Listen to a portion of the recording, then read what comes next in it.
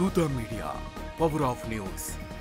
కేంద్ర ప్రభుత్వం ఏదైనా సరే డ్రిప్ స్ప్రింక్లర్లో 40% సబ్సిడీ ఇస్తుంది.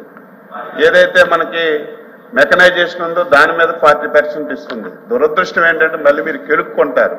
లాస్ట్ 5 years ఆ ఇచ్చినటువంటి 60% కూడా వినండి, ఆ ఇచ్చినటువంటి 60% కూడా ఏదైతే మెకనైజేషన్ గురించి వచ్చిందో 60%, ఏదైతే మెకనైజేషన్ గురించి వచ్చిందో 60%, లేకపోతే డ్రిప్ స్ప్రింక్లర్ గురించి వచ్చిందో 60% వేరే దానికి మళ్లించారు అధ్యక్ష. మళ్లించడం వల్ల ఆ పథకం క్లోజ్ అయిపోయింది. మేము వచ్చిన తర్వాత వీళ్ళు వాడేసిన 60% కట్టాం, మళ్ళీ మేము రాష్ట్రం నుంచి ఇవ్వాల్సినటువంటి 40% కట్టి మళ్ళీ పథకాన్ని పునఃప్రారంభించి ఈ విధానాన్ని అమలు చేస్తున్నాం అధ్యక్ష. ఇది వాస్తవం. ఇదేదో అచ్చెన్నాయుడు కాగితం పట్టుకొని చదవడం కాదు, రికార్డులు ఉన్నాయి. 5 సంవత్సరాలు కేంద్ర ప్రభుత్వ ప్రాయోజిత పథకాలన్నింటికీ తాళం వేసి ఒక్క పైసా తీసుకోకుండా అమ్మ పెట్టదు అడుక్కు తిందన్నట్టుగా వీళ్ళు చేయలేదు. కేంద్ర ప్రభుత్వం ఇచ్చింది వాడుకోలేదు. ఈ రాష్ట్రాన్ని పూర్తిగా తగలబెట్టినటువంటి ప్రభుత్వం గత ప్రభుత్వం. ఇది నేను చెప్పడం కాదు, ప్రతి ఒక్కరూ మాట్లాడతారు, రికార్డులు ఉన్నాయి, ఆన్లైన్లో కూడా మీరు చూసుకునే అవకాశం మీకు ఉంది. సార్ మంత్రి గారు చాలా ఎప్పుడు కూడా చెప్పింది చెప్తున్నారు.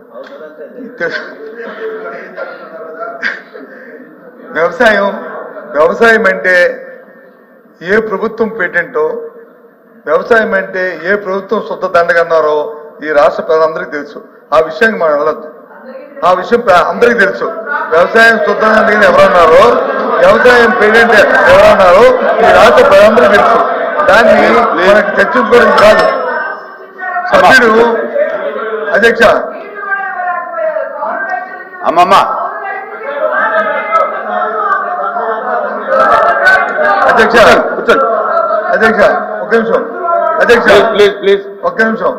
సభ్యుడు అడిగింది ఏంటి సార్, ఏమైనా సబ్సిడీ ఇస్తారా మాకు తెలిస్తే చెప్పండి, తెలుసుకోకపోతే తెలుసుకొని చెప్తామని చెప్పండి, తప్ప అంతా కాదు.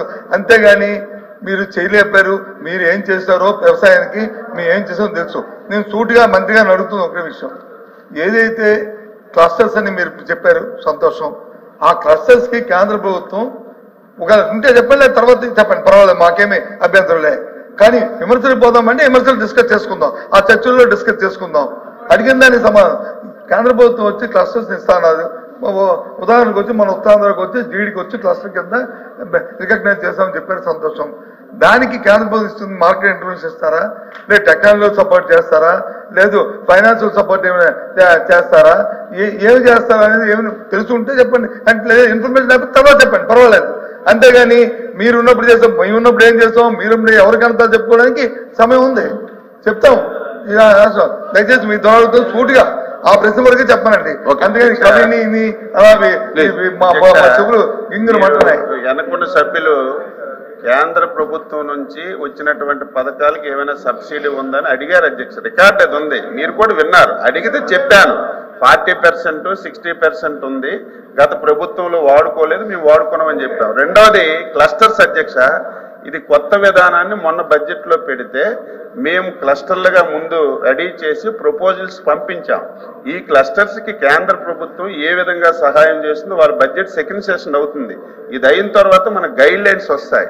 గైడ్ లైన్స్ వచ్చేటప్పుడు ఆ గైడ్ లైన్స్ తీసుకొని మేము దాంట్లో దీన్ని ఇన్కార్పొరేట్ చేసి ఎంతవరకు ఎన్ని పైసలు రాగలిస్తే అన్ని పైసలు తీసుకోవడానికి మేము ప్రయత్నం శ్రద్ధగా చేస్తామని సభ్యులకు తెలియజేస్తున్నాం. అధ్యక్ష 11 కూర్చోండి. కడప జిల్లాలో పెద్ద ఎత్తున ఉద్యానవన పంటలు వేస్తారు, కానీ కడప జిల్లాను మీరు ఎందుకు ఎక్స్క్లూడ్ చేశారు? ఏదైనా రాజకీయ కారణం ఏమన్నా ఉందా? రాజకీయ కోణం ఏముంటుంది దానిలో? మంత్రి గారు రాయలసీమలో చెప్పండి. కడప జిల్లాని కడపలో అరటి కూడా ఉంది అధ్యక్ష. అది క్లస్టర్ అంటే నేను ఒక జిల్లా హెడ్ క్వార్టర్ చదివాను. అనంతపురం హెడ్ క్వార్టర్ గా 4 జిల్లాల్లో క్లస్టర్ పెట్టాం. అందులో కడప కూడా ఉంది. కడపకు అత్యంత ప్రాధాన్యత ఇస్తున్నాం. అందులో పులివెందులు కూడా ఏదో గతంలో మీరు ఒక ఎగ్జాంపుల్ చెప్పాలి, ఎందుకంటే స్లీపింగ్ రిమార్క్స్ కాదు అధ్యక్ష. గతసారి ఈ ఏదైతే జల్ జీవన్ మిషన్లు అధ్యక్ష, ఈ రాష్ట్రంలో 3 నియోజకవర్గాలకి జల్ జీవన్ మిషన్ ఇచ్చారు అధ్యక్ష.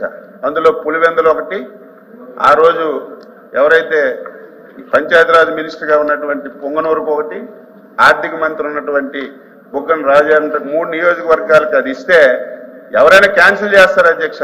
మా ముఖ్యమంత్రి గారు అన్నారు దాన్ని కంటిన్యూ చేసి పూర్తి చేయాలి, మన ప్రభుత్వం ఎప్పుడు రాజకీయాలు చూడకూడదని కొనసాగిస్తున్నాం. ఎప్పుడు కూడా నేను చాలాసార్లు చెప్పాను, ఎప్పుడు గత ప్రభుత్వం చేసింది ఇది బొత్స గారి కాన్స్టిట్యున్సీ లేకపోతే ఎక్స్ కాన్స్టిట్యున్సీ వై కాన్స్టిట్యున్సీ అనే సంబంధం లేదు.